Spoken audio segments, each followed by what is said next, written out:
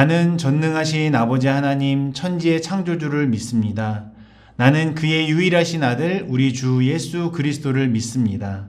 그는 성령으로 잉태되어 동정녀 마리아에게서 나시고 본디오 빌라도에게 고난을 받아 십자가에 못 박혀 죽으시고 장사된 지 사흘 만에 죽은 자 가운데서 다시 살아나셨으며 하늘에 오르시어 전능하신 아버지 하나님 우편에 앉아 계시다가 거기로부터 살아있는 자와 죽은 자를 심판하러 오십니다. 나는 성령을 믿으며 거룩한 공교회와 성도의 교제와 죄를 용서받는 것과 몸의 부활과 영생을 믿습니다. 아멘.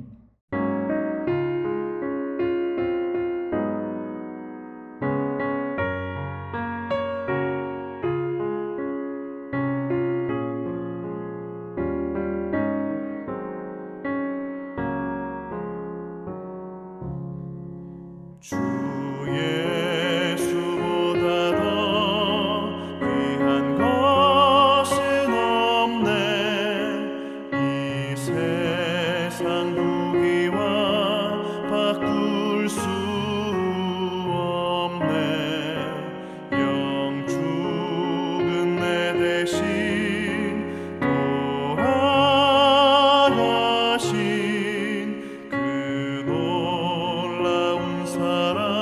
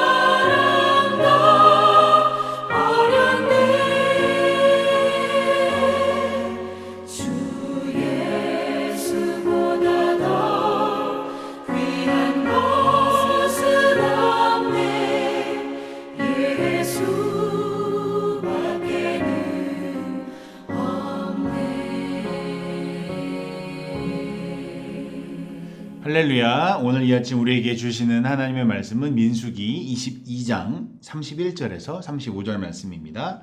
우리 한 목소리로 같이 읽겠습니다.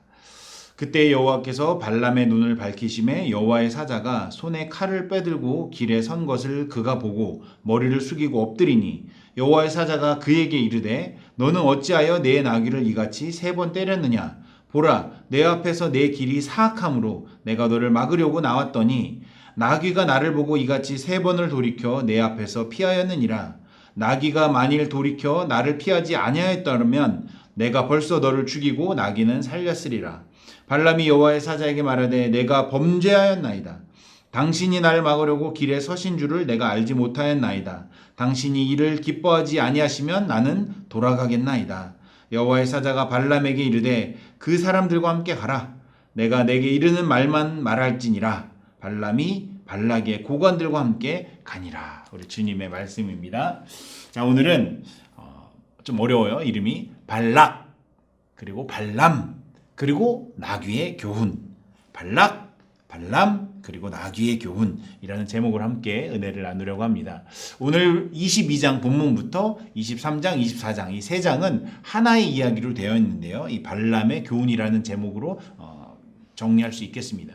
사람의 이름도 그렇고 이 내용들이 좀 뭐 대사가 좀 길어가지고 이게 무슨 말씀인가 헷갈릴 수도 있는데요. 조금 단순하게 오늘 22장만 우리가 좀 집중해서 보면 3부류의 어떤 사람 혹은 3부류의 주체가 납니다.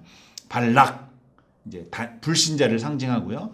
발람, 이 사람은 시험에 넘어지는 연약한 신자 혹은 성도를 상징하고요. 마지막 나귀는 하나님의 메시지 혹은 하나님 앞에 바른 신자의 모습이라고 볼 수가 있겠습니다.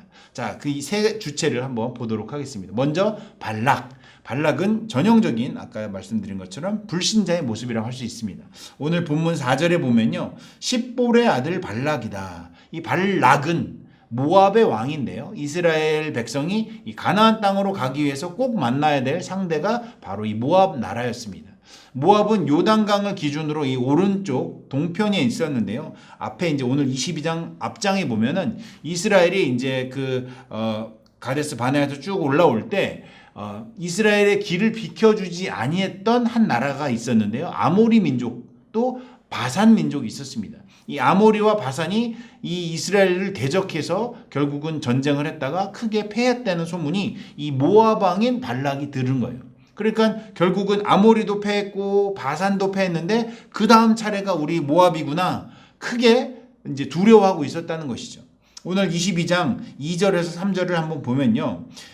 십볼의 아들 발락이 이스라엘이 아모리인에게 행한 모든 일을 보았으므로 모압이 심히 두려워했으니 이스라엘 백성이 많으므로 이스라엘 이제 군대가 많았던 거죠. 모압이 이스라엘 자손 때문에 번민하더라. 그러니까 이제 자기 차례가 될까봐 아주 번민하며 이제 고민을 하고 이제 두려워했다는 것이죠. 근데 재밌는 점은 나중에 알게 된 사실이지만 이 아모리 왕 시온과 바산 왕 옥처럼 이 모압 왕 발락이 하나님이 그렇게 심판을 하고 하나님이 물리치려고 작정하신 것은 아니었다는 것입니다. 이제 신명기 2장 9절 이제 한참 뒤에 일어난 시간적으로 그렇게 돼서 이제 모세가 회고하는 내용이지만요. 신명기 2장 9절에 보면 여호와께서 내게 이제 모세에게 이르시되 모압을 괴롭히지 말라. 이제 아모리와 바산처럼 그렇게 괴롭히지 말라. 그들을 치지 말라. 그와 싸우지도 말라. 왜? 그 땅을 내가 너에게 이스라엘에게 모세에게 기업으로 주지 아니하리니 이는 내가 롯 자손에게 아르를 이제 그 모압 땅을 기업으로 주었음이라. 그러니까 모압 왕 발락은 지금 혼자 두려워하고 혼자 번민했는데 사실은 하나님이 그 땅을 이제 치르지 않으려고 작정을 하셨다는 것이죠. 이제 모압은 이제 그 자기가 망하게 될까봐 두려워가지고 그 하나님의 소문을 듣고 이 여호와 하나님에 대해서 잘 아는 그 저주를 해주고 하나님의 능력을 이용할 줄 아는 그 제사장 혹은 선지자를 찾는 것이 바로 이 이야기의 시작인 것입니다. 그러니까 이제 망하지 않아도 되는 나라인데 일부러 이제 긁어서 부스럼을 만든 거죠. 전형적인 이제 불신자의 모습이라고 할 수 있겠습니다. 세상에 많은 사람들 중에 이제 불신자 중에 오히려 잘못된 길로 불신앙 혹은 잘못된 종교적 행위를 한 사람들이 있거든요. 부적을 붙인다든가 뭐 점을 본다든가 심지어 교회와 관련된 것도 막 이용하는 거예요. 그래서 예수 그리스도에 대해서 예자도 모르면서 십자가 목걸이 십자가 귀걸이 하면 뭐라도 된 것처럼 이제 재앙이 피해갈 것처럼 기도할 때도 하나님, 부처님, 공자님, 알라신이요 다 온갖 신을 다 섬기는 것. 실제로 하나님을 믿는 게 아니죠. 그러니까 이 연약한 인간의 마음을 달래려고 가진 방법을 다 써보는데 사실은 어림도 없는 일이죠. 바로 이 전형적인 불신자의 모습, 발락의 어리석음을 이야기해주고 있다는 것입니다. 자, 두 번째로 발람. 아까는 발락 왕이고 이번엔 발람 선지자인데요. 하나님을 알기도 하고 나름대로 신앙도 있는 것 같아요. 그런데 뭔가 조금 잘못 믿고 있는, 세속적인 것과 신앙의 사이에 줄을 타고 있는, 혹은 방황하는 애매한 신자라고 할 수가 있겠습니다. 특별히 오늘 이 본문을 이제 그대로 우리가 받아들이면 물질과 성공에 눈이 멀어서 시험에 넘어지는 어떤 연약한 신자의 표본이 바로 이 발람 선지자다, 이렇게 말을 할 수가 있겠습니다. 5절에서 6절을 좀 보면요, 그가 사신을 부올의 아들, 그가는 발락 왕입니다. 모압 왕이 사신을 부올의 아들 발람의 고향인 강가 부돌에 보냈다. 그러니까 이 모압 땅에서 용한 그 선지자를 찾을 수 없으니까 여호와를 잘 알고 있다고 하는 발람 선지자 있는 그 고향으로, 그 부돌로 사람을 보낸 거예요. 그래서 그 사람을 불러서 뭐라 그러냐? 한 민족이 애굽에서 탈출해서 나왔는데, 이스라엘이죠. 그들이 지면에 덮여서 우리 맞은편에 거주하였다. 우리보다 강하니 청하건대 와서 나를 위하여 이 백성을 저주하라. 이 발락이 자기 이 모압을 위해서 하나님의 선지자라고 하는 이 발람이라는 사람을 불러서 이 하나님의 백성을 저주하라라고 하는 것이죠. 내가 혹 그들을 쳐서 이겨 이 땅에서 몰아내리라. 그대가 복을 비는 자는 복을 받고 저주하는 자는 저주를 받을 줄 내가 알미니라. 소문이 많이 났던 것 같아요. 이 발람이라는 사람이 여호와 하나님의 그 이름으로 저주를 하고 복을 비는 어떤 그 능력이 있다는 것이 이 지방에 아주 큰 소문이 난 것이죠. 일종의 제사장 혹은 선지자 혹은 그 당시의 표현으로 하면 마술사였던 것이죠. 어떤 신학자는 이 발람이 바벨론 바루의 제사장이었다가 하나님을 믿어서 개종한 사람이다, 이렇게 말을 하는 사람도 있고, 또 어떤 주석을 보니까요, 이 부올의 아들 발람인데, 부올이라는 말이 멸망이라는 뜻이다. 즉 하나님의 이름을 팔아가지고 저주를 하는 일을 했던 주술사 혹은 마술사, 그쪽 방면으로 꽤나 이름이 난 전문가가 아니었겠는가, 이렇게 추정을 한다는 것이죠. 요즘 한국에서도 요즘 큰 1000만 관객이 들었다는 영화 파묘 있지 않습니까? 사람이 두려운 게 있고 조상이 묘를 잘못 썼냐 이러면 두려운 마음이 있고 뭔가 자손들이 잘 안 되는 것 같으면 억만금을 줘서라도 해외에 있든 어디에 있든 용하다는 사람을 다 불러갖고 저주를 푸는 구슬을 하든지 뭘 하든지, 어떤 그 마음에 어떤 어려움이 있으면 그런 일들을 하는 것이 바로 인간의 이 부족한 불신자들의 어떤 믿음 없는 사람들의 모습이라는 거죠. 딱 오늘 이 경우가 딱 그렇단 말입니다. 이 발람에 대해서 성경이 정확하게 기록하고 있지는 않지만 하나님과 이미 소통하며 하나님의 뜻을 혹은 하나님을 향한 어떤 영적인 교감이 있었다는 것은 분명한 것 같습니다. 그런데 문제는 이 발람이란 선지자가 어디 하나님 앞에서 하나님의 백성을 저주한단 말입니까? 이 부탁을 받는 것 자체도 벌써 말이 안 된다는 거죠. 어불성설인데 오늘 이 말씀을 보니까 마치 이 발람이 하나님의 뜻을 막 물어보고 하나님의 뜻대로 막 하는 것 같고 잘 따르는 것처럼 보이는 것 같지만 실상은 그렇지 않았다는 것이죠. 이 모압 왕 발락이 복채를 들려서 그 이스라엘 저주해달라고 이 사람을 부르지 않습니까? 그때 오늘 성경을 보니까 미디안의 장로들과 모압의 장로들이 왔다. 그러니까 그 미디안과 모압이 연합을 해가지고 이스라엘을 쫓아내려고 이 발람 선지자를 부른 거죠. 이스라엘을 저주해달라고 하는데 이 하나님의 선지자인 소위 하나님의 선지자가 대번에 거절하지 않고 8절에 보니까 이 밤에 여기서 유숙하라. 여호와께서 내게 이르시는 대로 너희에게 대답하리라. 아니 들어보고 말 것도 없지 않습니까? 하나님의 선지자가 하나님의 백성을 어떻게 저주를 한단 말입니까? 근데 하나님 어쩌고 저쩌고 내가 말씀을 듣냐 어쩌냐 핑계를 자꾸 대는 거죠. 알고 보니까 이게 두 번째 그 사신들이 왔을 때 더 큰 복채, 더 큰 그 부귀를 약속하는 그 약속을 듣고 움직였다는 것이죠. 그러니까 알고 보니까 첫 번째 때 그걸 거절한 게 하나님 핑계가 된 게 아니라 자기 몸값을 올리려고 요즘 말로 블러핑을 한 것이죠. 그러니까 더 높은 고관들이 와서 두 번째 때 제안하는 말을 들어보면 알 수 있습니다. 16절에 십볼의 아들 발락의 말씀에 청하건대, 이제 우리 모압 왕이 당신에게 청하건대 아무 것에도 꺼리끼지 말고 내게로 오라. 내가 그대를 높여 크게 존귀하게 하고, 그러니까 이제 명예까지도 준다는 거예요. 아까는 뭐 돈만 준다고 했는지 어쨌는지 모르겠지만 당신을 높여서 크게 존귀하게 하고 그대가 내게 말하는 것은 무엇이든지 시행하리니 돈도 뭐 달란 대로 줄 테니 청하건대 와서 나를 위하여 이 백성을 저주하라 하시더이다. 그러니까 명예도 주고 돈도 주고 원하는 거 뭐든 줄 테니까 우리 이 모압 땅을 위해서 이스라엘 백성을 저주해달라고 지금 사주를 한다는 것입니다. 그러자 이 발람이 이 청을 듣고 또 아니라고 말을 해야 되는데 필요 없다고 해야 되는데 그런 말은 하지 않고 19절에 보니까 그 사람들 또 유숙해라. 너네 여기 머물러라. 내가 여호와께서 무슨 말을 하는지 내가 들어보겠다. 이거 듣고 말고 할 것도 아니라는 거죠. 이게 무슨 태도입니까? 하나님의 백성을 저주해라? 그건 할 수도 없습니다. 이게 하나님의 말씀을 들을 필요도 없습니다. 내가 어떻게 하나님의 백성을 저주합니까? 하나님을 저주하라는 말과 똑같은 건데. 그러니까 이거는 이제 첫 번째 때 사신들이 왔을 때 이미 하나님이 이제 정답은 정해져 있어요. 12절에 첫 번째 때 하나님이 이미 벌써 말씀을 하셨기를 하나님이 발람에게 이르시되 너는 그들과 함께 가지도 말고 그 백성을 저주하지도 말라. 그들은 복을 받은 내 백성이다. 하나님이 이미 얘기를 하셨다는 거예요. 너무도 명확하게 하나님 말씀하셨고 자기도 명확하게 들었는데 또 무슨 뭐 하나님의 말씀을 들을 거니까 유숙해라 뭐 이런 말을 한다니까. 자기 몸값 올리라고 이제 계속 이제 수작을 부린 거죠. 우리도 사실은 이 발람 선지자를 이렇게 우리는 나쁘다고 이렇게 얘기를 하지만 우리도 그런 경우가 있지 않습니까?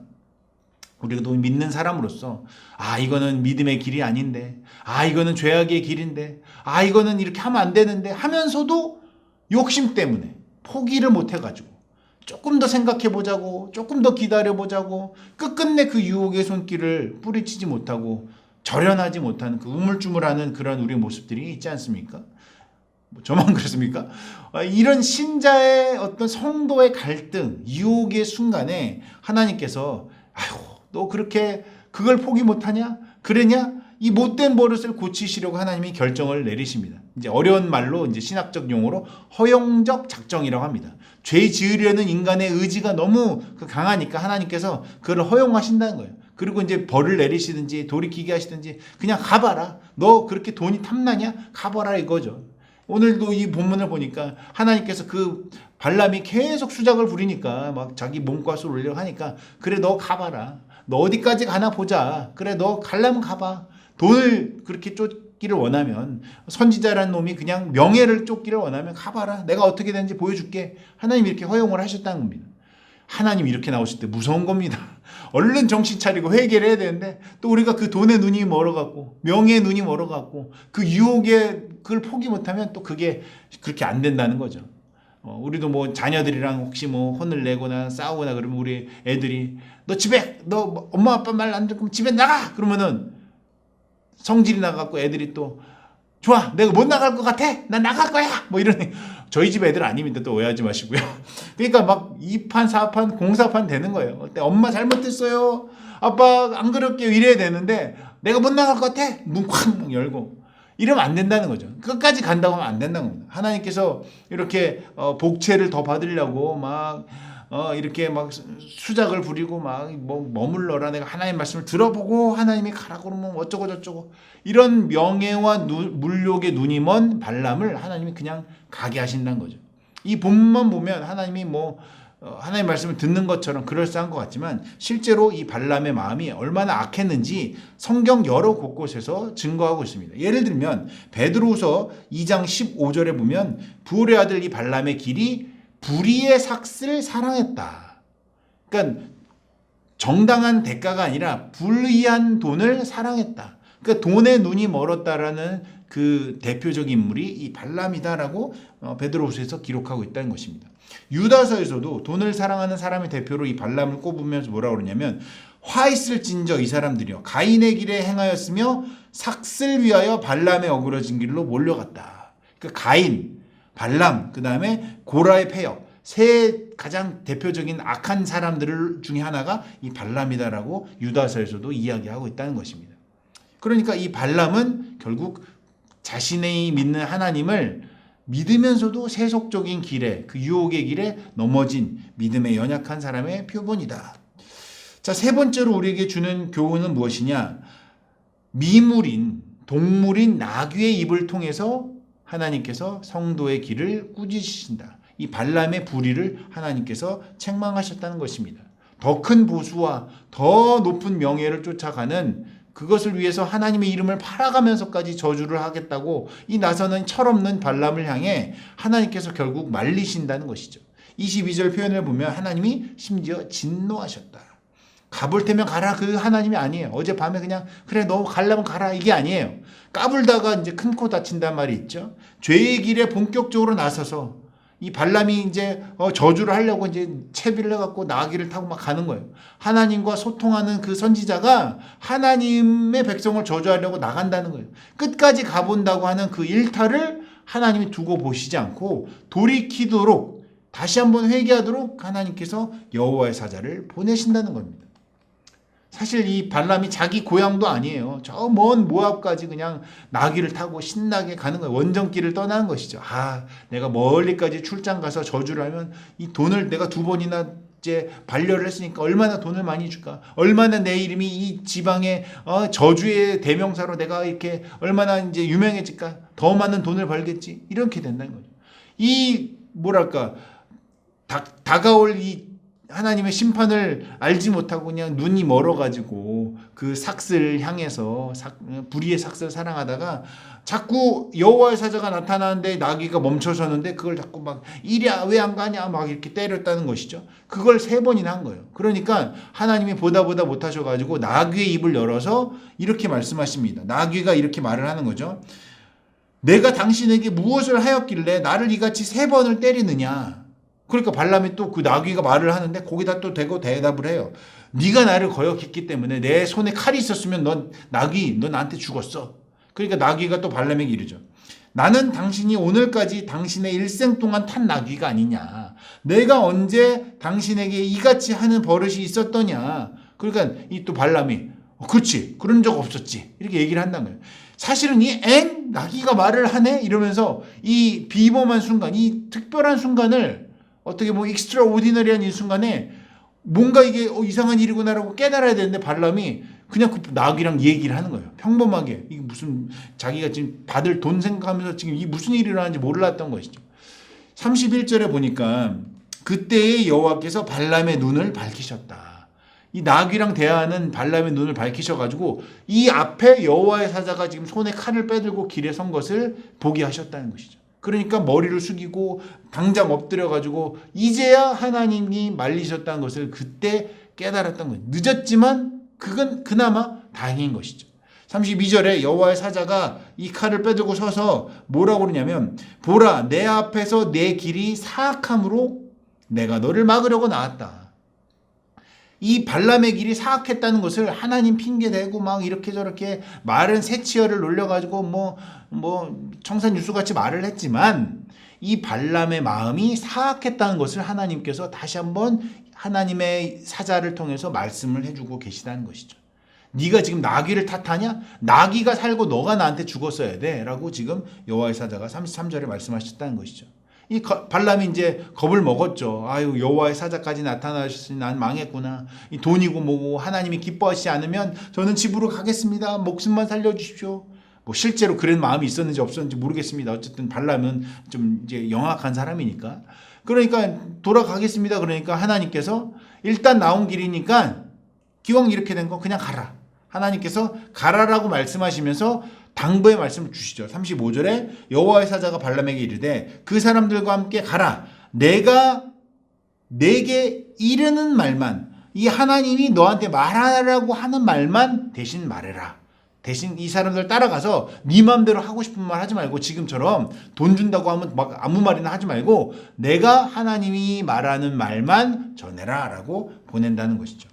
결과적으로 어떤 일이 있었는지는 이제 내일 23장 또 24장 모레의 말씀을 통해 확인할 수 있겠지만 오늘 22장만 보면 우리가 3가지를 깨닫게 되죠. 오늘 제목처럼 첫 번째 발락, 이 불신자 모압 왕 발락을 통해서 이 믿지 않는 사람들은 종교의 흉내를 내지만 불신앙적으로 뭔가 부적도 하고 타로 점도 하고 굿도 하고 하지만 결코 불신자들의 혹은 타 종교의 이단의 길은 하나님의 계획을 방해할 수도 하나님의 진리를 알 수도 없다라는 것입니다. 자, 두 번째로 발락이 그렇게 발람 선지자를 막 하고 막 초대를 하고 사악한 관계를 꾸몄지만 이 발람은 넘어가지 말았어야 되는데 신자이면서 성도이면서 어떻게 보면 하나님의 종이면서 이런 사람들이 재물과 세속적 성공에 눈이 멀어서 유혹에 넘어가는 일이 다반사다. 부지기수다. 자, 세 번째로 이 눈이 먼 이 발람을 하나님이 끝까지 그 멸망의 길로 가도록 내버려 두지 않으시고 나귀의 입을 열어서 말하게 하시면서까지 우리가 가는 이 죄악된 길을 막으신다는 것입니다. 그 성공에 이 세속적 물욕에 돈을 사랑한 그 불의의 삭슬 사랑한 발람을 끝까지 그냥 파멸의 길에 가는 것을 막으신다는 것입니다. 사랑하는 여러분, 결론을 맺겠습니다. 오늘 22장을 보면서 오늘 딱 우리가 불렀던 찬송가 94장 주 예수보다 더 귀한 것은 없네, 이 찬양을 생각하게 합니다. 주 예수보다 귀한 것은 없네. 이 세상의 부귀와 이 세상의 명예와 이 세상 행복과 바꿀 수 없네. 이전에 즐기던 세상 일 주 사랑하는 마음 뺏지 못해. 유혹과 핍복이 다가와도 주 섬기는 내 마음 변치 못해. 세상 즐거움 다 버리고 세상 자랑 다 버렸네. 주 예수보다 귀한 것은 없네. 예수밖에 없네. 바라옵기는 오늘 이 찬양의 가사처럼 또 오늘 우리 이 말씀에 나온 이 발람의 모습처럼, 물론 반면 교사지만요, 우리 삶에 어떤 유혹과 핍박이 오더라도 이전에 즐기던 세상 일들 다 버리고 부귀와 명예와 이 세상의 행복을 다 거절하고 주 예수와 바꾸지 않는 강한 믿음의 성도님들이 되시기를 축원합니다. 혹시 그런 순간이 오더라도, 우리가 넘어가더라도 나를 끝까지 가지 않도록 나귀를 보내서 막으시는 그 주님의 메시지에 귀를 기울이시고 영안이 열리시는 그런 주님의 은혜가 있기를 축원합니다. 기도하도록 하겠습니다. 우리의 모든 길을 돌보시며 선한 길로 인도하시는 하나님 아버지, 참으로 감사를 드립니다. 우리가 무엇이 간데 이 생명을 구원하여 주의 자녀 삼아 주시고 또 악한 길을 갈 때마다 주께 돌아올 수 있는 회개의 길을 열어주시나이까. 무엇보다도 오늘의 말씀을 보면서 우리의 삶에 어떠한 유혹과 핍박이 또는 시험이 찾아오더라도 우리 주 예수 그리스도를 내 생에 가장 존귀한 분으로 여기는 삶을 사는 것을 포기하지 않도록 우리를 늘 인도하여 주시옵소서. 특별히 주 예수보다 귀한 것이 없음을 매일매일의 삶 속에 고백하며 우리의 남은 인생에서 세상의 성공이 아니라 주님을 향한 신실한 믿음으로 살아갈 수 있도록 성령 하나님 우리와 늘 동행하시며 인도하여 주시옵소서. 이 모든 말씀, 세상 즐거움 다 버리고 세상 자랑 다 버릴 만큼 우리의 가장 귀한 것이 되시는 예수 그리스도의 이름 받들어 기도하옵나이다. 아멘. 하늘에 계신 우리 아버지, 아버지의 이름을 거룩하게 하시며 아버지의 나라가 오게 하시며 아버지의 뜻이 하늘에서와 같이 땅에서도 이루어지게 하소서. 오늘 우리에게 일용할 양식을 주시고 우리가 우리에게 잘못한 사람을 용서하여 준 것 같이 우리의 죄를 용서하여 주시고 우리를 시험에 빠지지 않게 하시고 악에서 구하소서. 나라와 권능과 영광이 영원히 아버지의 것입니다. 아멘.